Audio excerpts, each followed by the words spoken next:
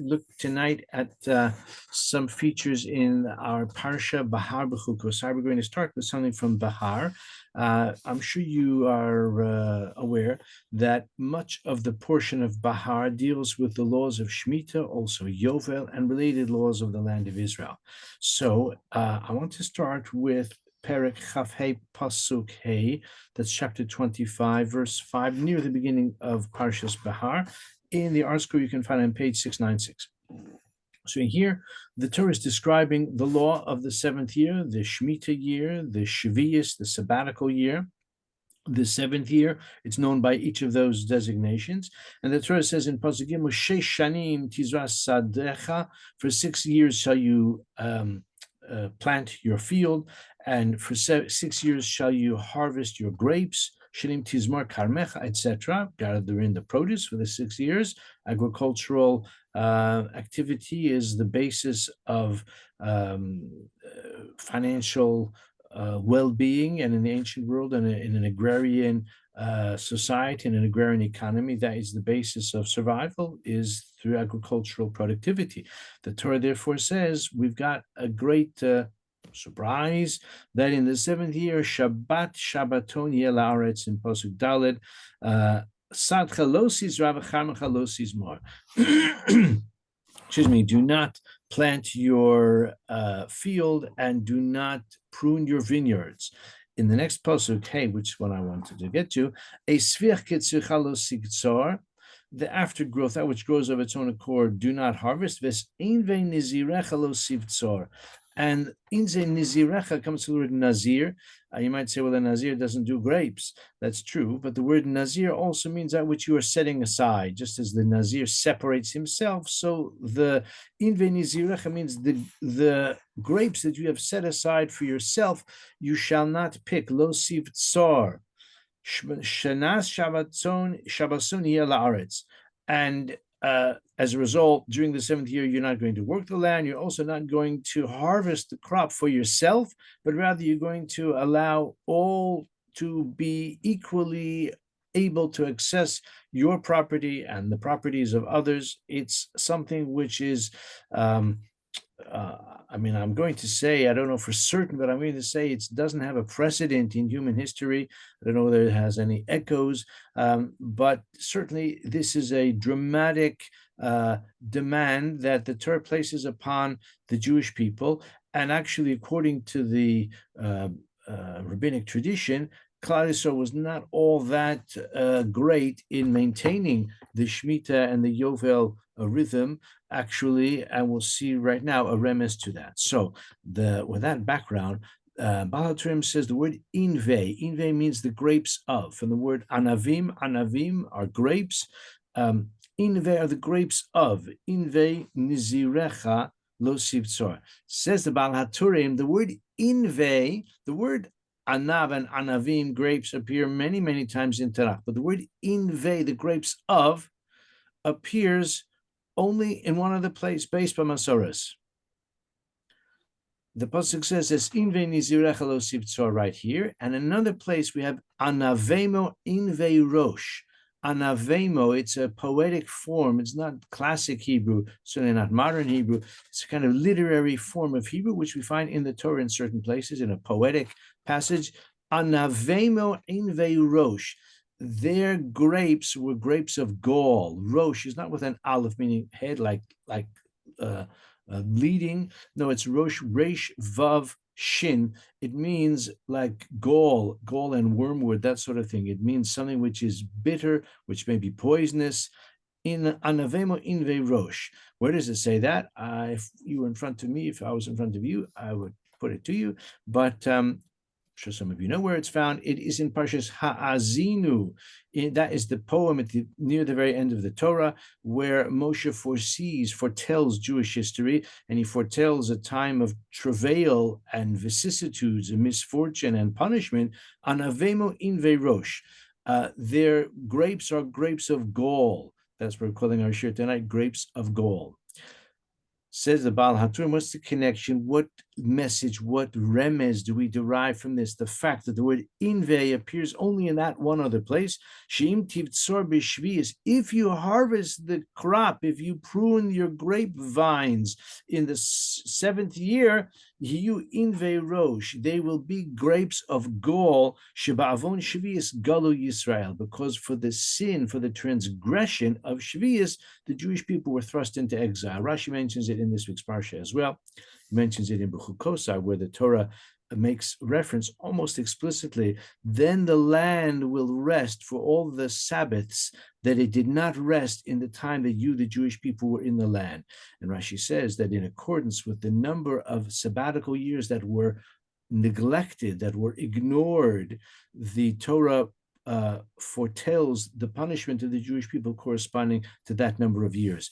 And here the Baal HaTurim alludes to that idea as well, that because of the avon, because of the sin of failing to respect the sabbatical year, the Shavuos, the Shemitah year, Galu Yisrael. So that's why if you treat your grapes in the Shavuos, in the sabbatical year, like any other year, then they will be inve rosh, they'll be grapes of Gall. It will lead to what the Torah describes in Parasha Ha'azinu, which is a time of turbulence, a time of suffering, a time ultimately of exile of the Jewish people. This is the remez that he says that the word inve.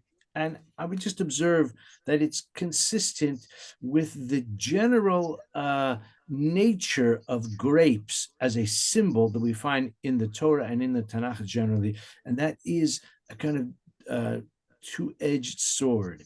It is, grapes are seen as something desirable, something which is part of the blessing of the land of Israel, wine, which of course grapes were primarily cultivated for wine, which is intoxicating, which is alluring, which is celebratory, which is a means of elevating and expressing holy concepts. That is to say, it's associated with holiness. It was used in the Beis Hamikdash. Of course, we use it in Kiddush and other holy rituals, Kiddushin under the Chuppah and at other occasions. And that's the Tzad HaTov. We use that at the Seder night. I don't need to review all of that. Of course, it has the downside as well. And therefore, in a way, this example, this inve, also reflects that duality. The Torah says that there's a precious mitzvah you can fulfill with grapes, namely, don't harvest them in the sabbatical year. But if you do, then you've got the other side of the grapes, inve rosh, grapes of Gall. Okay, that's what Baal HaTurim says at this point. I want to now turn a bit further in the parsha. In fact, it takes us to the beginning of the companion Sedra, which is Perek Chavav, Pasuk Tes, also Pasuk Yud Aleph. And we'll look at Yud in between as well, as we shall see. So if you're with me in the art scroll, you can find this on page, beginning of Bechukotai. Got to just turn there myself. Find it on page 708. Of course, this week we read Parshas Behar and Bechukotai together. So in Parshas Bechukotai, the good news comes first. In Bechukotai telechu, if you walk in my statutes, then things will be very good for you. And the Torah describes a time of blessing, a time of prosperity, of serenity, of peace, a time of productivity, a time of dwelling in confidence and undisturbed in your land, and the Jewish people will be able to serve God in an environment of satisfaction and fulfillment and al-sizgit. As you know, the good times didn't last that long. Ramban says actually that these blessings have never been fulfilled in their entirety at all. Partially, yes, but not in their entirety. And certainly even the partial fulfillment has unfortunately been limited in the course of Jewish history. And that's what Baal HaTurim finds a remez to here in Pasuk Tes. So on page 708, you've got in verse 9, there the Torah says, you've got to look with me in the Hebrew, as is frequently the case, in order to appreciate the nuances and the observations that are highlighted by our friend for the year, Baal HaTurim. The Torah says, Ufanisi aleichem v'hifreisi eschem v'hirbeisi eschem. I will turn my attention to you from the word panim. Panim is face. So I will face you. I will give you my attention in a favorable way. I will make you fruitful and increase you. I will establish my covenant with you. This is obviously in the blessings part of the passage before the Torah then pivots to talk about the downside. So says about haTurim, a beautiful little remez, ufanisi aleichem. So here he refers to a simple gematria, which Bal haTurim and other Mefarshim mention on many occasions, because I guess the letters are pretty commonly found, and the gematria therefore is almost, a regular appearance, and that is Taf Yud. Ufanisi alechem, he says, ufanai Taf Yud. Taf Yud is 410, and that is the number of years, I'm sure you know, of the Beis Hamikdash. Bayis Rishon stood for 410 years. So it says Bal haTurim, ufanisi alechem, I will turn to you. It can be understood, ufanai, and my face, that is to say, my attention will be granted to you for 410 years. It says Bal haTurim, shetaf yud shanim shamar habayis hayu panai sham. My face was there. God's presence was manifest. Obviously, face here is only meant metaphorically. God doesn't have a face in the way that I have, that you have. But it's meant as an anthropomorphism, that Hashem says that I will give you the feeling of my presence, the feeling of the proximity to me, and the divine blessing, the divine munificence that will be evident for 410 years. My eyes and my heart will be there all the time. But after they were exiled, then he quotes a pasuk in Shir Hashim. So again, the pasuk here is ufanisi aleichem, I will turn to you, or I will give you my attention, for the word panim, face. And the drash is panai taf yud. You'll have 410 years when the Beis Hamikdash stands, that my attention will be granted to you, and you will perceive my presence. By the way, we're talking here about the word panim. It's the counterpart to the concept of hester panim. You know that hester panim means when God says, I will hide my face. Haster astir panai bayom hahu. On that day, I will hide my face. But here, it's the opposite. It's the positive. It's the presence, the divine presence. So that's the pasuk ufanisi aleichem. Says the Bal haTurim, that's for Taf Yud, for 410 years during the time of the Beis Hamikdash. But after they were exiled, he quotes a pasuk in Shir Hashirim, chapter 6, verse 1, Ana fana dodech. Where has your beloved gone? The nations of the world will ask the Jewish people, will actually taunt us. Ana fana dodech, your beloved, who you enjoyed that close relationship with, that proximity, that sense of devotion and mutual love. Where has he gone? He's turned his attention elsewhere. Ana fana dodech. Ana pana dodech, where has your beloved gone? So fanisi taf yud for 410 years, but after the exile, then there's ana pana dodech, where has your beloved gone? If you look now in pasuk yud aleph, it says v'nasati mishkani besochechem. I will place my how is it rendered here? I will place my tabernacle among you. Mishkan, my tabernacle among you, the divine presence among you. Velo tig'al nafshi eschem. Okay, this is all still in the positive, favorable scenario, the initial sort of path, if you want, option in Bechukotai, telechu. Having found a remez to Bayis Rishon, of course, we're looking for a remez to the second temple, which stood 420 years. So pasuk Yud Aleph, v'nasati mishkani, minyan shanim shel mishkani. The word mishkani, lo and behold, has gematria, wouldn't you guess, 420. Mem is 40, shin is 300, kaf is 20, so that's 360. Nun is 50, is 410, and the last yud is 420. Mishkani amad bayesheni v'nasati mishkani. I will place my sanctuary within you. That is a remez to the days or the years of Bayesheni. The second temple stood for 420 years. Says the Bal haTurim, v'samichle, and right next to it, it says v'achaltem yashan noshan. Where does it say that? In pasuk Yud, the intermediate pasuk between verses 9 and 11, you have va'achaltem yashan noshan, which means you will eat very old grain and remove the old to make way for the new. That's a way of saying there's bounty. You're not hanging on, or you're not sort of just desperate for the new crop because you've run out of the old and you're hungry until the new crop is available. You're not that way. You're eating the old crop. The old crop was so bountiful, so abundant that you've eaten to satiation, and now the new crop is already being harvested and you're still eating for the old crop. You still have ample provision from the previous year. You say, why do you eat the previous year? Why don't you get to the new year? Because the grain will last for a certain period of time, but you want to enjoy the grain from last year, and the grain from this year you can put in your silo to save it up, for the future as necessary. So it's a metaphor. It's a way of saying, like the pasuk says also, "V'yashan mipnei chadash totziu." You'll clear out the old to make way for the new because you don't have room in your silos. So your new crop is so bountiful as well that you've got to just clear out the old, maybe mark it down or sell it to export it to other places because you've got so much. It's a bountiful harvest. So that's the imagery, the metaphor of the bounty, of the plenty, of the prosperity. Says the Baal haTurim. That's why Mishkani, when it says V'nasati Mishkani b'sochechem, and we had the previous realms Ufanisi alechem. So we have bias rishon, we have bias, and in between we have Achaltem Yashan Noshan. Says the Baal haTurim, she was Chus Beis Hamikdash Bahasova. In the merit of the temple is plenty, is satiation, is bounty, Bahasova. And this is, we find the statement in the Gemara in Sota that after the Beis Hamikdash was destroyed, the food didn't taste as good as it used to.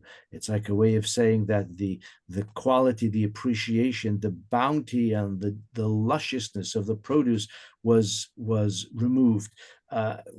Possibly meant metaphorically, but nevertheless, we have that association. But I'll still mention something which is familiar to all of us.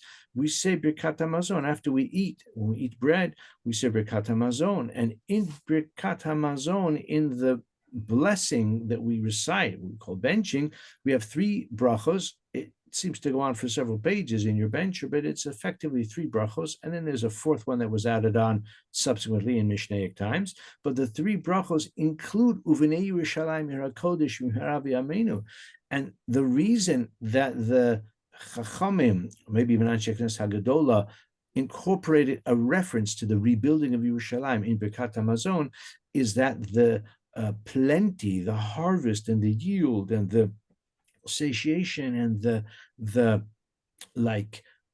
prosperity, and the ample food, is associated with the building of the Beis Hamikdash. In other words, we're thanking Hashem for what we have now, but we look forward to the time when the Beis Hamikdash will be built, and then we'll have plenty, all the time. Baruch Hashem, most people today, most Jews today, are not short of the means of acquiring a loaf of bread, but nevertheless, it symbolizes prosperity generally. And as we know, there have been many, many times in Jewish history, in human history even, when the availability of bread was itself a limited commodity and something that was not necessarily within the capacity or readily available or affordable to every person. In any case, that's why we have a reference to the building of Yerushalayim, which of course alludes to the rebuilding of the Beis Hamikdash in the context of Birkat HaMazon, because they go together. So what we've seen here is Ufanisi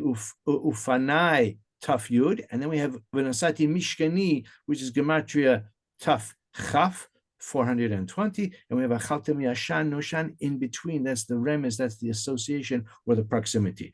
One last thought I want to share with you, and we can find it towards the end of the Tochacha. So as you know, the Tochacha, the rebuke, foretelling tragedies and suffering and punishment that will befall the Jewish people in Bechukotai.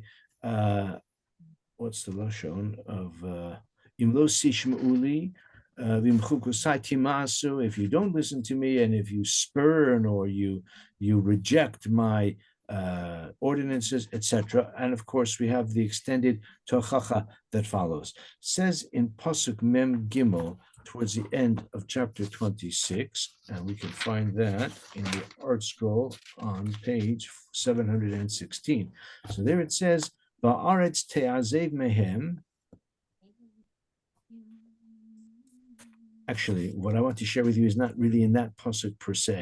It's in Bal haTurim on that pasuk, but really it's not so much in that pasuk, but rather he makes an observation about the entirety of the Tochacha. So again, Parshas Bechukotai is dominated by the Tochacha. The first, 11, 12 verses describe the Tzad Hayoter Tov, on the favorable sort of option, the possibility, or the, Moshe is encouraging the people and promising them that if you follow the ways of the Torah, things will go well with you.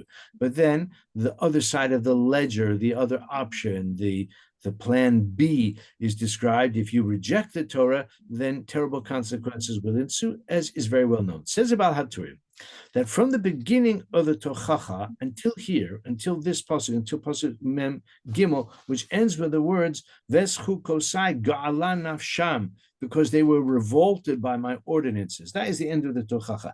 There are another couple of verses, three more psukim, 44, 45, and 46, which sort of like wrap it up, which say in pasuk Mem Daled, it says, but even with all of that, I won't destroy them entirely. And pasuk Mem Hey says, I will remember my covenant with Yaakov, with Yitzchak, with Abraham, in reverse order. And then finally, like a summary, Eila chukim v'mishpatim, these are the laws, etc., that Hashem gave to the Jewish people. So the last three psukim are kind of wrapping it up.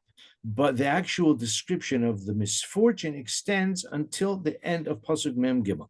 Says about haTurim, if you count the words, you'll find there are 390 words from the beginning of the Tochacha. I'll just find it here.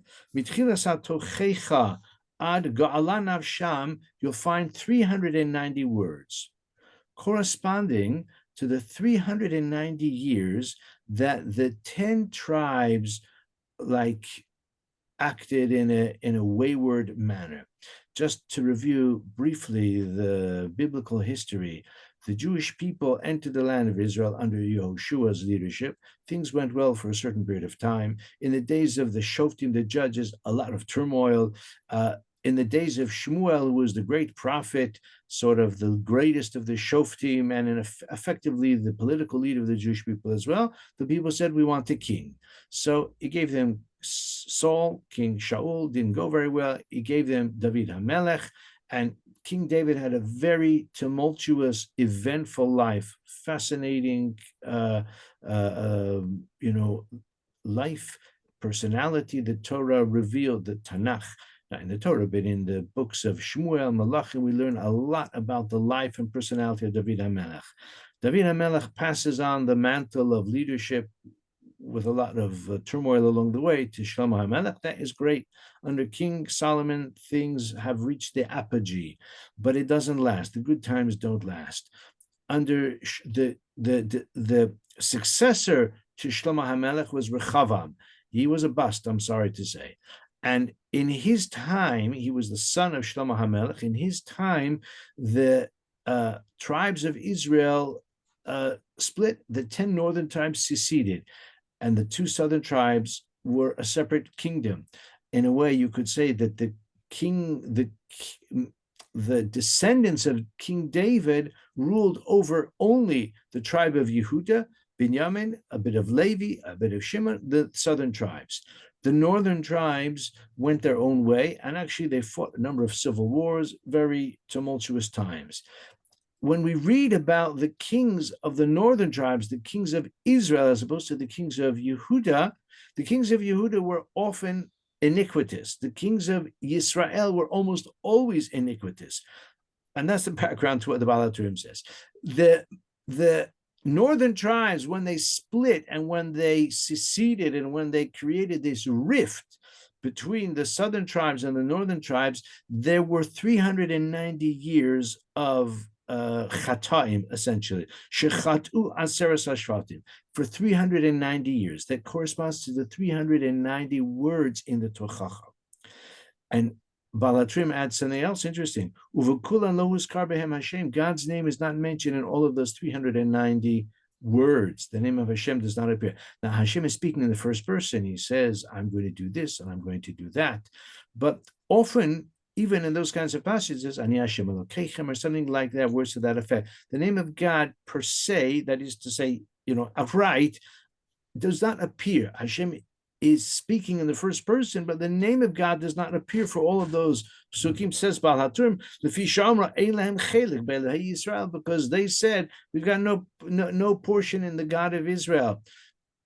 They were idolaters, I'm sorry to say. So says the Baal HaTurim, the 390 words correspond to the 390 years. And he adds on something else, which I like. There is a pasuk which appears in our tefillah in the morning, Ushvuaso Yitzchak, his promise to Yitzchak. There is a parallel pasuk in Tehillim that says Ushvuaso and his promise to Yitzchak. Yitzchak, that we always find with the tzadi, in that pasuk in Tehillim it's spelled with a sin, Yitzchak. Now, why am I familiar with it? Okay, I have come across Tehillim over the years a few times.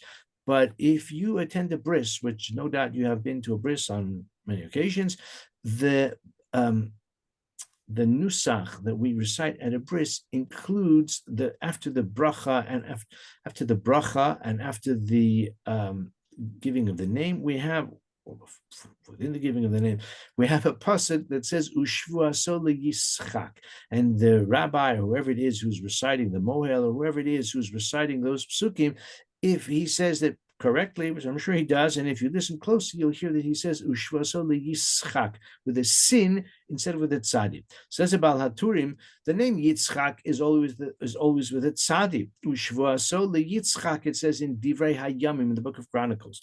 But in Tehillim it says Ushvuaso Yitzchak with a sin. So he says, Sinishba HaKadosh Baruch Hu, that Hashem swore that as long as the Jewish people have not sinned for 390 years, he won't exile them. But if they breach the threshold of 390 years and they're sinning for all of that time, that is the end of the tether, and Hashem's patience, so to speak, will lapse at that point. So Hashem promised, as long as you don't sin for 390 full years, then I won't exile you. But when they did, out they go. So that, he says, is the Yitzchak with a tzadi and Yitzchak with a sin. So sin is 300, tzadi is 90. That is the same remez of the 390 years. Baal HaTurim doesn't make this last comment for reasons which are reasons of chronology, but in Jewish history, when one reads about certain important events, tumultuous events, and tragic events as well, of the 17th century, then we read about a personality called Shabtai Tzvi. I'm sure you've heard of him. He was the most infamous, the most catastrophic false messiah, unless you want to count Jesus in that list, to be politically incorrect, which some do include him in that list. But in any case, I would say in post-Talmudic times, the most notorious and calamitous was Shabtai Tzvi. Shabtai Tzvi, that was his name. But he's often abbreviated Shin Tzadi, Shatz. So Baal HaTurim doesn't mention that because Baal HaTurim lived in the early 14th century. And Shabtai Tzvi lived in the 17th century. So obviously doesn't mention him, but it's just an interesting coincidence that this threshold, this number 390 words in the Tochacha, 390 years of the iniquity of Shivtei Yisrael, of the 10 tribes, the 10 northern tribes, and this promise that Hashem will not exile them for 390 years, but unfortunately that, threshold was fully reached, and therefore they were forced into exile. That is the same remez, the same Shin Tzadi of Shabtai Tzvi, who also brought great tragedy to the Jewish world. It's not the time in the minute we have left to tell you too much more about him, but suffice to say his legacy is a bitter one. And there you have the Shatz, the 390. Not related, of course, to the Shatzus Shech Tzibor. That's a whole different thing. And I wouldn't want to carry the analogy any further than what we have already. So thank you to everyone for listening. We've had a few interesting characteristic comments of Baal haTurim to hopefully enlighten our Shabbos and to give us better appreciation, deeper appreciation in the Parsha once again this week. So thank you to everyone. I wish you a wonderful Shabbos.